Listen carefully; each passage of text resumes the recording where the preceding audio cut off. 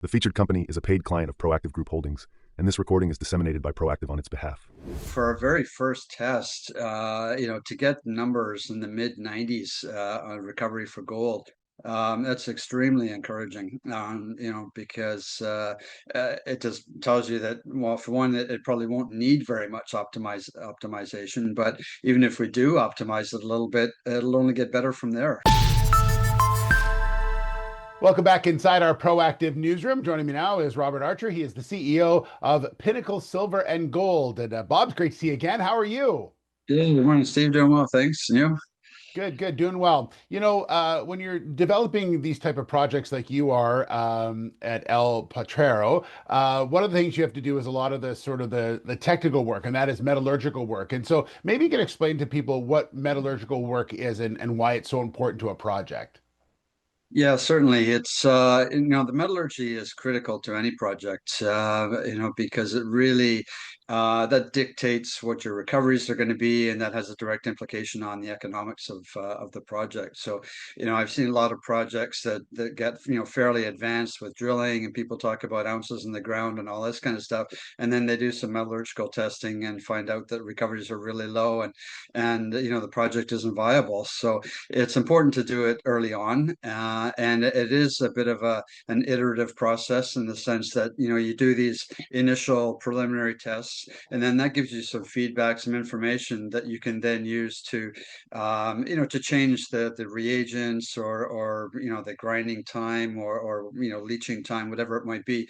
And it's a little bit of back and forth. You just work through that for a period of time, and it can vary across the deposit as well. So Yeah. it's important to take a number of samples over time. Yeah, and so your initial samples here, returning some pretty strong numbers. I guess you're pretty happy with what you're seeing so far? Yeah, absolutely. I mean, for our very first test, to get numbers in the mid 90s on recovery for gold, that's extremely encouraging, because it just tells you that, well, for one, it probably won't need very much optimization, but even if we do optimize it a little bit, it'll only get better from there. So, so we're really encouraged with that.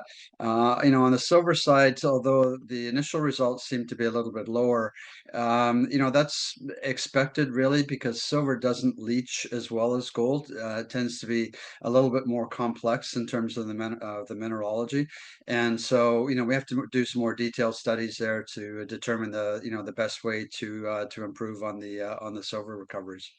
Yeah, and that's really all part of the process, as you mentioned. You'll go through this Yeah. a number of different times, and so you're looking at more of this down the road, and continuing to sort of gold, obviously, you said is going where you want it to go, but still some tweaking needed. But silver is some tweaking as well. Yeah. Yeah, absolutely. And of the three samples we took, I mean, they were all from that one mine, the Pinos Cuates, which is the central of the three old mines on the property. And there was a fair bit of variability just between those three samples, which are only about tens of meters apart. And so that's telling us that there is a little bit of inherent variability within the zones, within the mineralized zones, and so maybe some nugget effect and that type of thing. So, these are all things that we'll have to work through, and then we'll have to take similar samples from the other two mines that we've been sampling as well, see what kind of results we get there, and how those all compare, and all of this working towards more of a bulk type metallurgical test down the road, before we start reconstructing the plant. Yeah. So this work's happening. Other work happening on the site as well, there, Bob. Yeah, absolutely. There's always stuff going on. I mean, we're still mapping and sampling.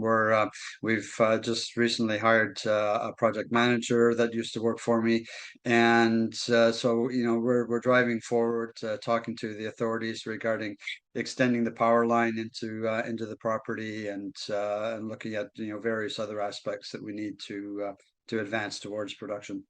Yeah, key work that needs to be done for sure. Thank you so much. Good to see you again, and we'll talk soon. Okay. Okay, thanks a lot, Steve. Take care. All right. There's Robertarcher, the CEO of Pinnacle Silver and Gold. The featured company is a paid client of Proactive Group Holdings, and this recording is disseminated by Proactive on its behalf. It is for informational purposes only and does not constitute investment advice, an offer, or a solicitation to buy or sell any securities. Viewers should conduct their own research and consult a qualified financial advisor before making investment decisions. The views expressed are those of the speaker and do not necessarily reflect those of Proactive Group Holdings, trading as Proactive Investors, or its affiliates. No responsibility is accepted for any loss arising from reliance on the information presented.